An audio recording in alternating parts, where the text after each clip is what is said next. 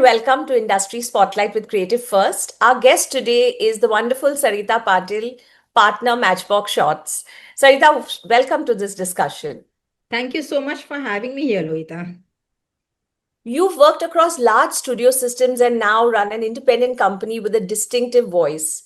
What were the key reasons behind starting Matchbox Shots, and how has that changed the kind of stories you choose to tell? I'm so glad that you talk of Matchbox with a distinctive voice. I'm very happy about that. But I think I attribute this uniqueness that we have to three things. One is our mentors, which is Sriram Raghavan and Jaideep Sahani. They are always guiding us about what has to be done and what not. Sanjay Rautrai, who is my business partner, who I know for the last 25 years, when I decided 6 years ago that I want to drop my cushy corporate job and start a company, we just thought that we could bring and both our styles on the table, complement our styles and bring our strengths on the table.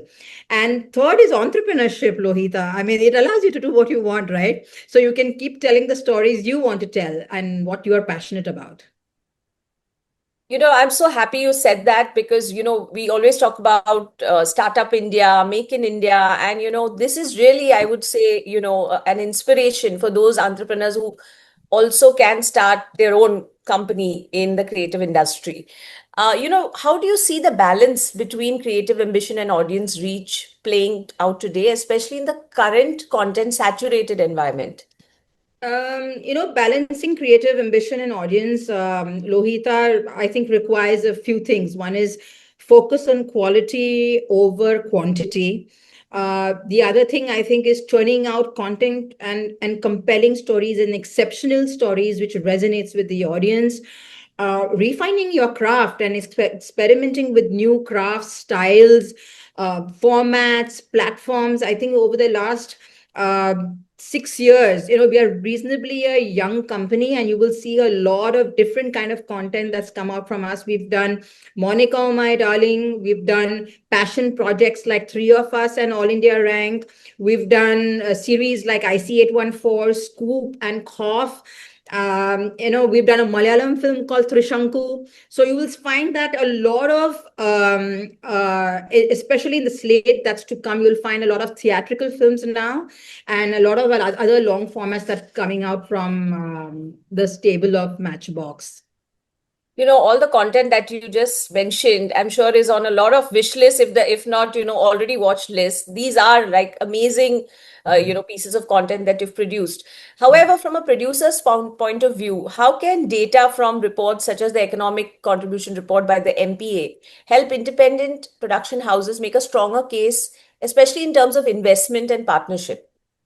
See, I think the report is invaluable to producers, and because of it provides us with market dynamics, resource allocation, production efficiencies, and which only help making informed decisions. And the M&E sector has grown so fast over the last two decades that data becomes very critical for us. And reports such as the ECR brings on the table policymakers, trailblazers, thought leaders, and we are always analyzing what's to come, trends, and what insights to look forward to in terms of the future outlook of the M&E sector. Several Indian states today offer film incentives, and this does not necessarily, apply only to feature films. From your experience, what makes these policies useful, and are there any gaps that you see that still need to be addressed? I've worked quite closely with the Abu Dhabi Film Commission. I used to be a consultant there for a very brief time, but I did work with them. And also, I've shot worldwide where there have been a lot of rebates. So I think every rebate or incentive that looks for people coming into their specific state, and they're looking for increase in job opportunities and economic benefits to the specific region. And I'm glad that so many states in India are now offering incentives to producers. However, I think there are two gaps mainly. One is in their policies they kind of relate investments in the region to incentives. And I don't think you can club both and put it under the same gamut. That's one. And two is timelines. Whenever I've worked anywhere in the world, rebates have always come at a particular time which has been committed. So I think those rebates coming at a crucial 55 days or a 60-day time bound and a timeline is very, very important for a producer. Yeah. And going by your experience internationally, and especially with the Abu Dhabi Film Commission, I mean, it was never a filming destination. Do you really feel that, these other regions look at incentives more like, okay, I'm giving an incentive, but it's not an investment, because we really see an incentive is like an investment, because if you shoot, it creates a lot of, economic benefits. What's your view on this? See, especially when, I mean, I'm just looking from a point of view of a producer, right? So what happens is whenever I look at a script, and especially when I was working in a studio, and if the story is place agnostic, the first thing you will do is look for a destination where you get a rebate. You will find producers repeatedly going back to places like London and Mauritius, lots of places where you get a rebate because it actually helps the producers quite a bit. So anything to do with reducing the cost of production is important to a producer.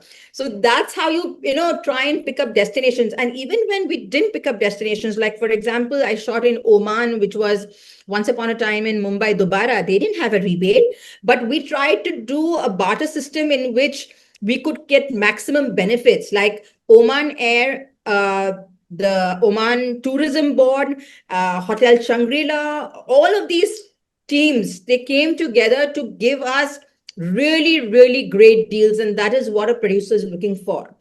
And when I'm talking about investment, I really don't mean investment of us into the project in producers. But if you look at guidelines in our policy, you will find that they are saying start a film studio here, or invest in infrastructure here, and then we'll give you rebate. I don't think you can correlate infrastructure investments in infrastructure with producing capabilities. You will have to, I think, define both separately. And also, not to mention, if you build the infrastructure, producers will come. Will come. Yeah. Right. Yeah. Matchbox Shots has quickly built a reputation for smart layering, storytelling, like Monica O'Darling, like you mentioned, and Scoop. How do you approach project development at your company? So, at Matchbox, we are continuously looking for stories. They could be good scripts, they could be book rights, they could be talent, it could be life rights. So even during Lohita, during COVID, we developed so much work in that 2 years that you will see that, like I said, even if we were reasonably a young company, you would have found that we've done a lot more work, and that is only because so much development happens. So we've almost had 1 or 2 releases a year, and I can see that even in the projects we are being commissioned right now with the platforms and with the slate of feature films that we're developing, that we will continue to have 1 or 2 feature films a year.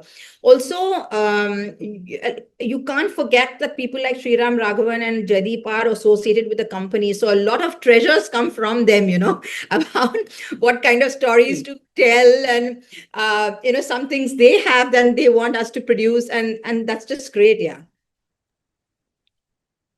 You've been part of projects that bring real life events to screen. What responsibility do you feel as a producer when adapting such material? How do you balance authenticity with creative vision?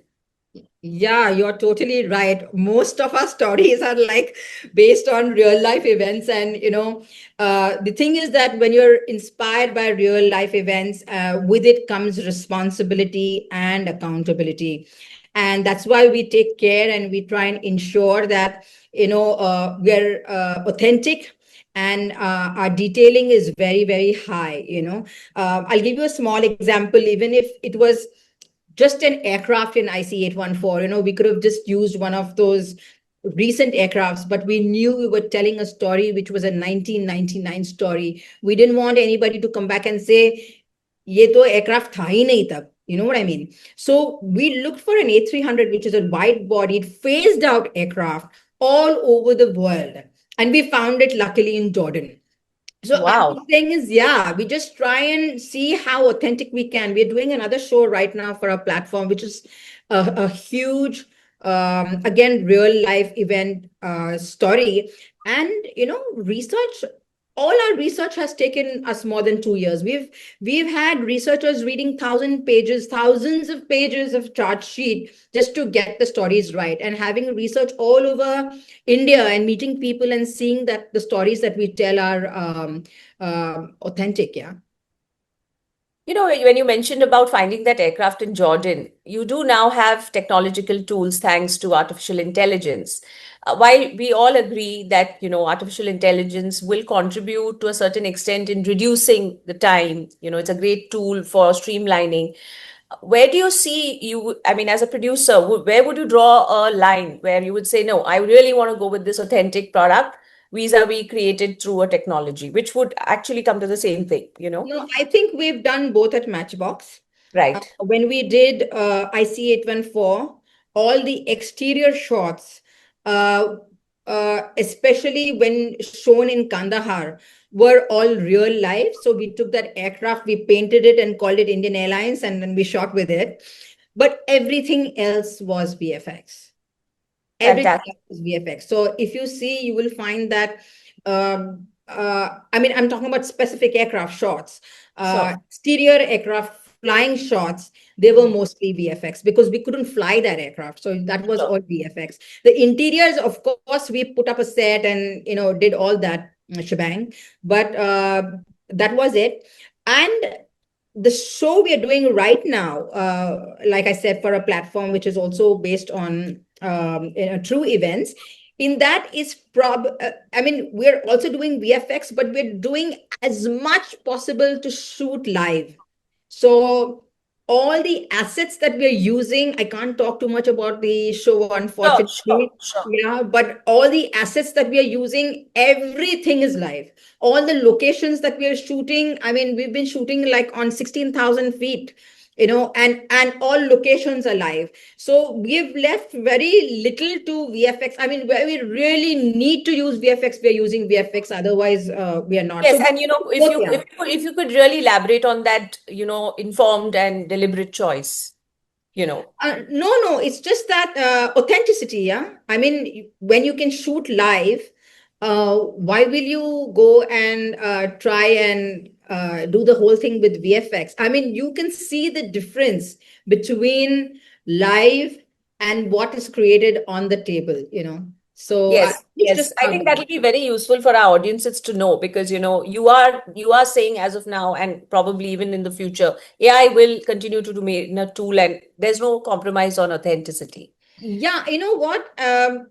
See, for me, the film industry has always been at the forefront of any technological innovations, and is increasingly also embracing AI and with production and distribution and marketing. Like you will see, we use it in script writing, we use them with music creation, with VFX, with editing.